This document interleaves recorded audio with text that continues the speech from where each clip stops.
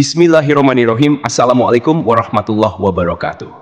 Syukur alhamdulillah kita bisa berjumpa lagi di channel ini. Shalawat dan salam selalu dan tetap tercurahkan kepada junjungan kita Nabi besar Muhammad sallallahu alaihi wasallam. Allahumma sholli ala sayyidina Muhammad wa ala ali sayyidina Muhammad. Harapan dan doa saya semoga saudaraku semuanya selalu diberikan kesehatan, dilapangkan rezekinya, diampuni dosa-dosanya, dan dipanjangkan umurnya. Amin ya robbal alamin. Sahabat beriman yang dirahmati Allah, selama ini kita mungkin berpendapat orang yang meninggal itu tidak akan merasakan sakit ketika jasadnya dimandikan. Padahal saat dimandikan tersebut, mayat tersebut menjerit. Diceritakan oleh Aisyah, ketika itu ia tengah menunggu suaminya, Rasulullah Shallallahu Alaihi Wasallam, kembali ke rumahnya. Ia mengucapkan salam dan kemudian berdiri untuk menyambut sang Nabi kecintaan Allah tersebut. Duduklah di tempatnya, tidak usah berdiri wahai Ummul Mukminin. Begitu ucap Rasulullah Shallallahu Alaihi Wasallam. Rasulullah Shallallahu Alaihi Wasallam kemudian turut duduk bersama Aisyah dan kemudian meletakkan kepalanya di pangkuan istrinya tersebut. Aisyah lantas mencari uban pada jenggot Rasulullah dan menemukan 19 helai rambut yang sudah memutih. Aisyah kemudian berpikir dalam hatinya, sesungguhnya baginda akan meninggalkan dunia ini sebelum aku, sehingga aku akan menjadi umat yang ditinggalkan oleh nabinya.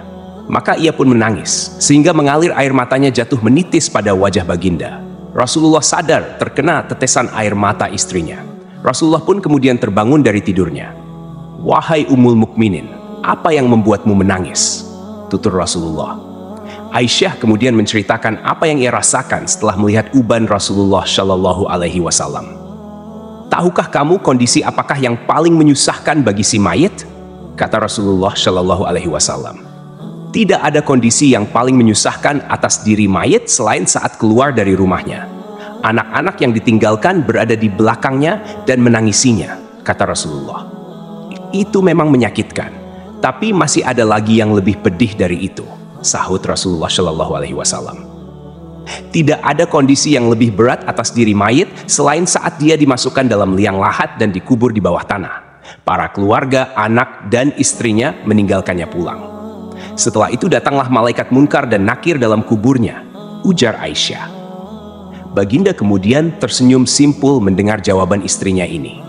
Beliau lantas menjelaskan bahwa sesungguhnya saat yang paling berat bagi mayit adalah ketika datangnya tukang memandikan mayit. Pemandi jenazah biasanya akan melepaskan cincin yang dipakai si mayit, melepaskan pakaiannya, kemudian memandikannya. Saat itu, roh akan menjerit keras dan suaranya dapat didengar oleh seluruh makhluk kecuali jin dan manusia. Apa yang diserukan oleh roh itu, ya Rasulullah? Tanya Aisyah. Hai tukang memandikan, demi Allah, aku memohon kepadamu agar engkau mencopot pakaianku dengan pelan-pelan, karena sesungguhnya saat ini aku sedang istirahat dari sakitnya pencabutan nyawa dari malaikat maut. Begitu ungkap Rasulullah Shallallahu Alaihi Wasallam. Aisyah kemudian semakin penasaran. Lalu apa yang diserukan lagi oleh roh? Tukang memandikan, demi Allah, jangan engkau tuangkan air panas. Jangan engkau pun akan air panas dan jangan pula air dingin.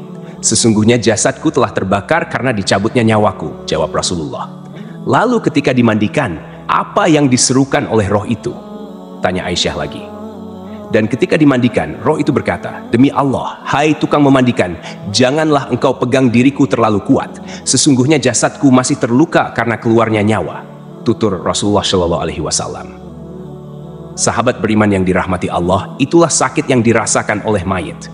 Tentu kita sudah tahu bahwa saat pencabutan nyawa itu rasanya begitu menyakitkan, dan bahkan Rasulullah Shallallahu Alaihi Wasallam pun merasakan hal yang sama, dan bekasnya masih terasa hingga saat dimandikan. Jadi bagi Anda yang suka memandikan jenazah, dengarlah jeritan roh. Wallahu a'lam bishawab. Demikian yang bisa saya bagikan, semoga bermanfaat untuk kita semua. Amin ya robbal alamin. Assalamualaikum warahmatullahi wabarakatuh.